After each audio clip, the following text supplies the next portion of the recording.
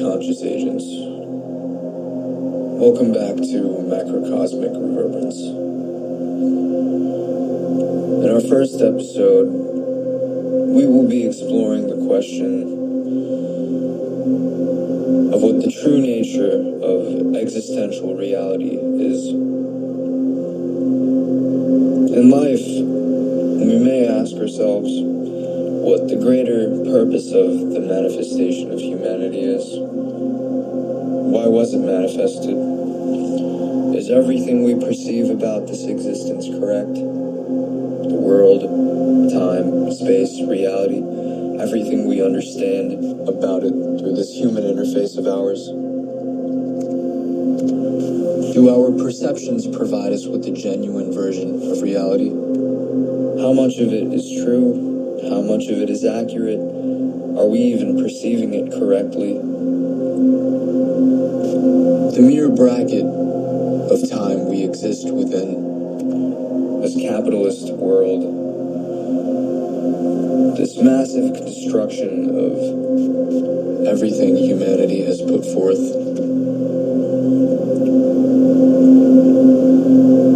is that all there really is to it? Existence itself is much deeper, more grand and complex. And it comes down to the composition of what all matter is truly comprised of. To delve deeper into this question, this is an area where philosophy meets our understanding of what we call science. We can begin this discussion by first questioning what the fabric of our collective enacted experience is truly composed of. To understand matter as something physical is actually an incorrect comprehension of what the universe's building blocks are. In accordance to modern quantum physics, nothing is actually physical. We simply perceive it to be. Traditionally, we believe that everything is composed of atoms, correct? This is true, and it's not. Atoms are simply our brain's construction of vibrational units of energy, which operate in order to promote the visual and physical sensations and perceptions that we understand as physical matter. What are atoms truly made of then? Well, most would say subatomics, protons, neutrons, electrons. But then what are those comprised of? Quarks, gluons, bosons, and etc. If one were to transcend this point in subatomics, we can say that these subatomic particles are actually comprised of pure energy. And this is why things get so strange and mysterious when it comes to quantum physics. String theory. The idea that every subatomic is composed of energy waves that vibrate at specific frequencies, which to us indicate a specific form of matter via type of atom. These waves are not to be perceived as linear sine or cosine waves, as most would tend to believe. But in actuality, these waves are individual points that resonate from all angles. To obtain a clearer perception of this concept, these waves exist as spherical entities and not linear ones. There are an infinite number of these waves, and they comprise every single point of perceptual space in the universe as we know it. Renowned physicist Donald Hoffman explains that when particles are observed in the quantum realm, they do not act as the way us humans perceive matter as the way we generally believe we do. In short, scientists have ruled out that the particles that compose reality do not exist independently until people go out of their way to deliberately observe them. This observation, made in quantum physics, has been tied to other areas of science, such as evolution and the hard problem of consciousness. The hard problem of consciousness is the question of how seemingly inanimate particles somehow come together, and the correct formula to create consciousness within any unit of organism, an innately intangible complex mixture of an array of experiences happening within a 3-pound ball of gray matter. In Hoffman's work, he notes that evolution has shaped us with perceptions that allow us to survive. But much of that involves hiding from us the stuff that we don't need to know. And that's pretty much all of reality, whatever it really might be.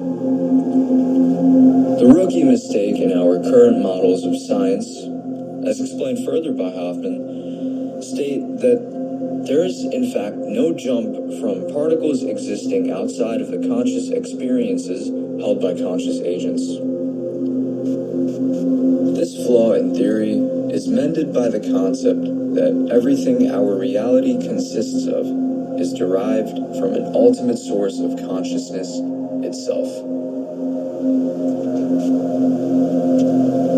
Inanimate objects, for example, as well in fact hold a valence of consciousness to them. Rocks, grass, food, as we know it, for example, merely serve as icons for us as a species to interact with in order for us to fulfill our general evolutionary needs. Everything around us, seemingly inanimate objects, are manifested and placed accordingly out of pure consciousness. Nothing exists the way we perceive it so, that is, independently from human experience. Every situation and ideal we come across is closely part of our conscious experience of survival. Our conscious experiences are merely set up for us to interact with in order for us to thrive in our human habitat. The reason why we still have so many questions about our reality and why we can't answer them is the fact that there are barriers within the human interface itself that prevent us from obtaining direct answers to these questions we have. For instance, an insect has absolutely no comprehension as towards what a human being is. This is because it is not required to comprehend what a human being is in order for it to thrive in its habitat. Interestingly enough, the same goes for us. In terms of our experiences as people, there are many geniuses who are prone to being miserable at times in our current societies because they are stricken with the existential burden of having questions only they can think of procuring. While their intelligence is a great gift, it is also a curse because our brains, as comprehensive mechanisms, are simply not engineered to process such advanced levels of comprehension.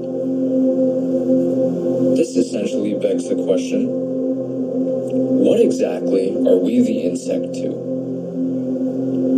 A simple person whose mind has never pondered and crossed the boundary of asking these deeply rooted philosophical questions, such as why are we manifested within this reality, will never experience the burden and pain of realizing how actually terrifying it can be to not have these answers, to not harbor them, and have a comforting solution to these questions. The insect doesn't bear such a burden because it does not require the notion of such a question in order for it to thrive. Ignorance is truly bliss. The theory that reality around us simply exists for us to exist and thrive in it as we see fit is A fitting and comfortable answer for one to finalize themselves with. Consciousness is everything. It is all that there is, and all that ever will be. Any mental ailment is simply the result of an individual not having control over the mind, and therefore their consciousness. We procure negative thoughts that are highly susceptible to become fabricated into reality. Without control, our minds become our worst enemies. There is a distinct difference between the mind and consciousness. The mind is nothing but a tool meant to navigate us through reality. Consciousness, however, is the eye of reality. Only through attaining the ability to awaken your consciousness will the scale be tipped, and therefore your chains broken. Through awakening, will your consciousness seize control over your mind and harness it as the mere cockpit it was meant to be. The essence of reality, your reality rather, since reality is quite a subjective term, is simply what your inner consciousness perceives and chooses it to be. Put simply, this existence is what you choose to make of it. However, you can only choose to make anything of it once true consciousness is attained. The misconception that we are our own skin, that our minds are the core aspect of us, that we are already conscious beings is completely false. The masses are far from conscious, more adept to that of reptiles than anything close to a higher being. So what exists beyond these limitations and shackles of our human makeup? It truly is something much more beautiful and complex. To give any description of it would be to understate it entirely.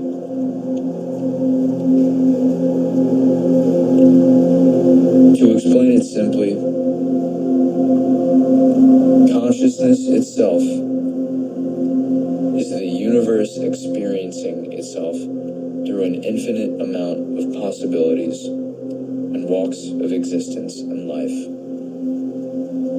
The universe is consciousness, and consciousness is the universe, and it works as if a type of hive mind.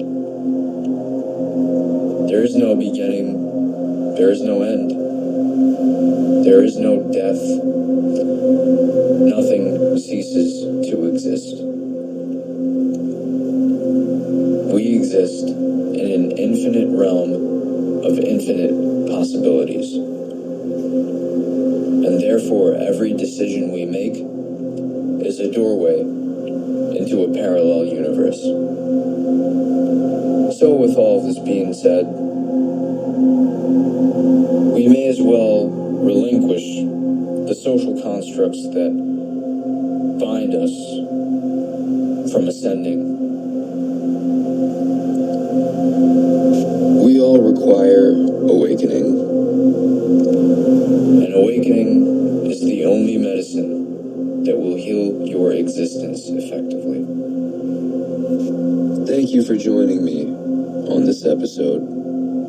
Ad Astra, to the stars.